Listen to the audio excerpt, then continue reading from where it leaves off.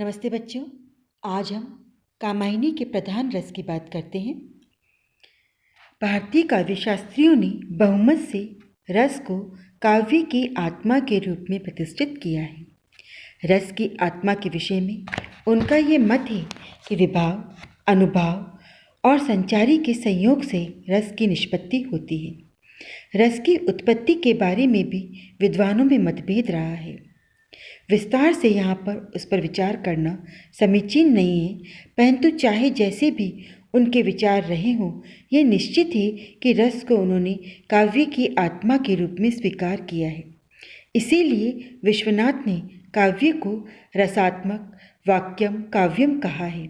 उनके कथनानुसार जो वाक्य रस से युक्त है वही काव्य है। जहाँ तक कामायनी के विषय की बात है, कामायनी एक महाकाव्य है। अतः महाकाव्य होने के कारण इसमें रस का होना भी आवश्यक है। इसीलिए भारतीय आचार्यों ने महाकाव्य पर विचार करते हुए इसके लिए कुछ लक्षण निर्धारित कर दिए हैं। उनमें से एक लक्षण रस भी है। महाकाव्य में यद्यपि सभी रसों का समावेश होना चाहिए, क्योंकि इसमें जीवन के समग्र रूप का चित्रण होता है, परंतु फिर भी भारतीय आचार्यों ने वीर, श्रृंगार और शांत में से किसी एक की प्रमुखता का होना महाकाव्य के लिए आवश्यक माना है। कामायनी में अंगिरस, शांत रस, श्रृंगार रस को तो रस राजत्व की पदवी से विभूषित किया गया है। बहुत से ऐसे महाकाव्य हैं जिनमें श्रृंगार रस को ही अंगिरस स्वीकार किया गया है। विद्वान कामायनी पर जब रस की दृष्टि से विचार करते हैं तो श्रृंगार को ही इसका अंगिरस स्वीकार करते हैं, क्योंकि एक तो श्रृंगार रस वैसे भी रसराज है, दूसरे इसके दोनों भेदों संयोग और वियोग से सभी संचारी भावों का समावेश हो जाता है। कामायनी में वैसे तो श्रृंगार रस का वर्णन भी बड़ी सजीवता, मार्मिकता और स्वाभाविकता से किया है। संयोग का एक उदाहरण यहाँ प्रस्तुत है। मनु निरखने लगे, ज्यों ज्यों यामिनी का रूप वह अनंत प्रगाढ़ छाया फैलाती। कामायनी में ईर्षा सर्ग तक श्रृंगार रस का संयोग चित्रण मिलता है और ईड़ा सर्ग से वियोग श्रृंगार का प्रारंभ हो जाता है। दूसरी ओर वियोग या विप्रलंब श्रृंगार को 4 प्रकार का बताया गया है: पूर्वराग, मान, प्रवास और करुण। कामायनी में पूर्वराग और करुण विप्रलंब के दर्शन नहीं होते। मान और प्रवास का चित्रण बड़े ही मार्मिक ढंग का मिलता है। मान का चित्रण इन पंक्तियों में हुआ है: श्रद्धा अपनी शयन गुफा में दुखी लौट कर आई, एक विरक्ति बोझ से धोटी मन ही मन बिलखाई। मधुर विरक्ति भरी आकुलता फिरती हृदय गगन में, अंतर्दाह स्नेह का तब भी होता था उस मन में। इसी प्रकार प्रवास विप्रलंब का चित्रण स्वप्न सर्ग में मिलता है। तू क्षमा न कर कुछ चाह रही, जलती छाती की दाह रही, तू ले ली जो निधि पास रही, मुझको बस अपनी राह रही। मैं अपनी मनु को खोज चली, सरिता मरु नगिया कुंज गली, वह भोला इतना नहीं छली, मिल जाएगा हो प्रेम पली। इस प्रकार हम देखते हैं कि कामायनी में आदि से अंत तक श्रृंगार के दोनों पक्षों का चित्रण बड़े स्वाभाविक ढंग से हुआ है।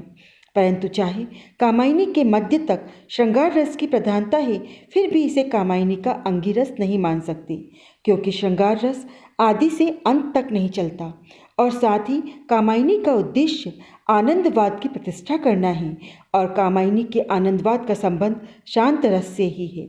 अतः कामायनी का अंगिरस न तो श्रृंगार है और न वीर, शांत रस ही इसका अंगिरस है।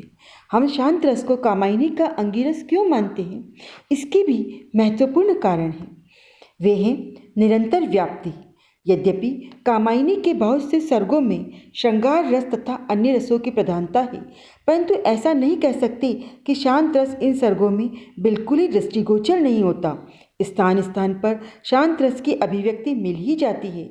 मनु का चिंतन, श्रद्धा की उक्तियाँ तथा कामायनी के अंतिम 3 सर्ग दर्शन, रहस्य और आनंद इसके स्पष्ट प्रमाण हैं। इन 3 सर्गों में हमें शुद्ध शांत रस के दर्शन होते हैं।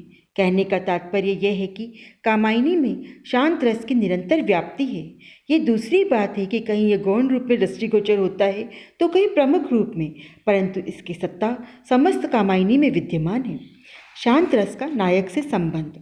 जब हम किसी भी महाकाव्य के अंगी रस पर विचार करते हैं तो ये भी ध्यान रखना आवश्यक होता है कि इसका संबंध काव्य के प्रमुख पात्र से है या नहीं। यदि इस दृष्टि से कामायनी को आंका जाए तो स्पष्ट हो जाता है कि शांत रस का संबंध मनु और श्रद्धा से अवश्य है। शांत रस उन्हीं के इर्द गिर्द चक्कर काटता है। मनु कामायनी के आदि से लेकर मध्य तक श्रृंगार प्रिय बने रहते हैं, परंतु यदि दर्शन, रहस्य और आनंद सर्ग को टटोले तो ज्ञात हो जाता है कि इन्हीं सर्गों में आकर श्रृंगार प्रिय मनु शांत प्रिय बन जाते हैं। निर्वेद सर्ग में आकर उन्हें विरक्ति हो जाती है। इतना ही नहीं, भौतिक संसार से उनका मन बिल्कुल ऊब जाता है तथा श्रद्धा के वास्तविक रूप का ज्ञान होता है और उससे अपने सारे अपराधों की क्षमा याचना करते हैं। श्रद्धा का एक एक उपदेश उनके कानों में गुंजार करने लगता है और उन्हें अपनी गलती पर बार बार दुख की अनुभूति होने लगती है। अब उनका मन बिल्कुल ही परिवर्तित हो जाता है और वे विचार करने लगता है कि ये संसार मायाजाल और इंद्रजाल है और यही माया का निवास स्थान है। इसीलिए मनु कहता है कि यहाँ इस माया रूपी संसार में रहकर कितनी ही यातनाएं सहन की। संसार में सभी लोग शत्रु और विश्वासघाती हैं। मैं इन पर विश्वास कैसे कर सकता हूँ। कहने का भावार्थ यह है कि शांत रस का प्रमुख संबंध मनु और श्रद्धा से ही है, जो कि कामायनी के नायक और नायिका है। कामायनी का मूल उद्देश्य समरसता के सिद्धांत के प्रतिपादन द्वारा आनंदवाद की प्रतिष्ठा करना है। परंतु क्या हम इस आनंदवाद की प्राप्ति काम में लिप्त रहने से कर सकते हैं? उत्तर होगा, कदापि नहीं। यदि हम वास्तविक रूप में स्थायी आनंद की प्राप्ति करना चाहते हैं तो हमारे अंदर निर्वेद की भावना का जागृत होना आवश्यक है। निर्वेद ही शांत रस का स्थायी भाव है। निर्वेद भावना के बिना आनंदवाद की प्राप्ति नहीं हो सकती। इसीलिए उद्देश्य की दृष्टि से शांत रस की सार्थकता सिद्ध हो जाती है कि कामायनीकार का मुख्य उद्देश्य आनंदवाद की प्रतिष्ठा करना था और उसकी प्रतिष्ठा शांत रस के बिना नहीं हो सकती थी। जब हम कामायनी को पढ़ते हैं तो पढ़ने के पश्चात हमारे मन में यानी पाठक और हमारे मन में श्रृंगार की अनुभूति नहीं होती, परंतु श्रृंगार के प्रति तो घृणा की भावना ही जागृत होती है। पाठक पूर्ण रूपेण शांत रस के समुद्र में डूब जाता है। मनु की तरह चाहे कोई भी पाठक श्रृंगार प्रिय क्यों न हो, परंतु वह भी थोड़ी देर के लिए श्रृंगार को भूलकर शांत रस के समुद्र में गोते खाने लगता है। उसे कामायनी पढ़ने के पश्चात शांत रस की अनुभूति होती है। उसके मन में न तो राग द्वेष की स्थिति ही संभव होती है और न काचित इच्छा। उसे एक अलौकिक सुख की प्राप्ति होती है और यही वास्तव में शांत रस का स्वरूप है। कामायनी के अंतिम सर्गों में इसी स्वरूप का विश्लेषण सम्यक दृष्टि से किया गया है। कामायनीकार का उद्देश्य पाठकों को शांत रस की अनुभूति कराना था। प्रसाद अपने उद्देश्य में कहाँ तक सफल हुए, इसका निर्णय हम स्वयं ही कर पाते हैं। अतः शांत रस की दृष्टि से कामायनी एक सफल रचना है। समस्त विवेचनोपरांत कह सकते हैं कि कामायनी का अंगिरस शांत है और श्रृंगार आदि शेष रस उसके सहायक के रूप में आए हैं। ये सभी रस शांत रस की ही सफलता सिद्ध करते हैं। कुछ विद्वान जो श्रृंगार रस को इसका अंगी रस मानते हैं, केवल थोथी बातों के आधार पर ही कहते हैं, क्योंकि वे भूल जाते हैं कि कामायनीकार का उद्देश्य आनंदवाद की प्रतिष्ठा करना था और आनंदवाद की प्रतिष्ठा शांत रस के बिना कैसे हो सकती थी।